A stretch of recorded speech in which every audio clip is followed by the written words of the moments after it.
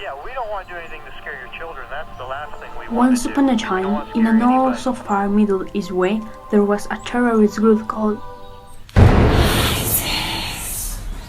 It all started when Iraq was invaded by US troops, under the suspicion of them having weapons of mass destruction. Some of the most extremist jihadists from Al-Qaeda created ISIS, a group that made even Osama bin Laden anxious.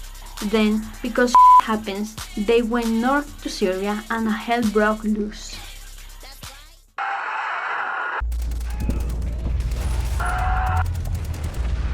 A conflict where many international organizations and other actors from all over the world are being involved. We don't want to do anything to scare your...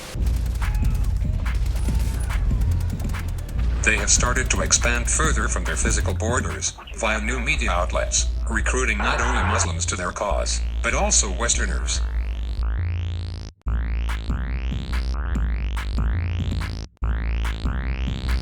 But who are those people?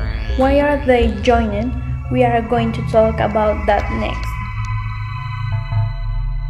They are contacted on web forums and social media. So they are mostly millennials from all sorts of backgrounds. Young and naive people who feel like they don't belong, which make them an easy target to be brainwashed. First, they isolated them from the real world. Then, the indoctrination starts. Others join because of social pressure, or are just simple victims of the circumstances. What is clear is that they are accepting to take part of this horrible act.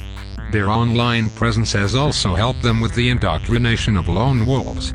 People who met the criteria, but weren't specifically targeted, yet they fall into the net of terrorism, just like in the recent European attacks.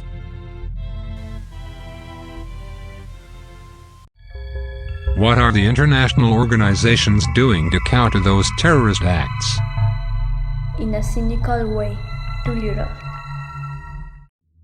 United Nations, as a supranational institution, has the power and the influence that transcends national boundaries or governments, yet no relevant actions have been implemented. The Security Council has to resolve for either the use of force, or an international criminal court investigation, but as ISIS is considered a non-legitimate transnational actor, both are very unlikely.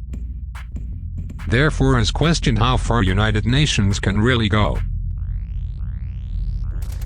Even though the Independent International Commission of Inquiry on the Syrian Arab Republic was created in March 2011 to investigate all violations of international human rights committed in Syrian territory, the Syrian government has yet to allow the Commission to undertake the investigations. Meanwhile, 4 million people are in need of urgent humanitarian assistance.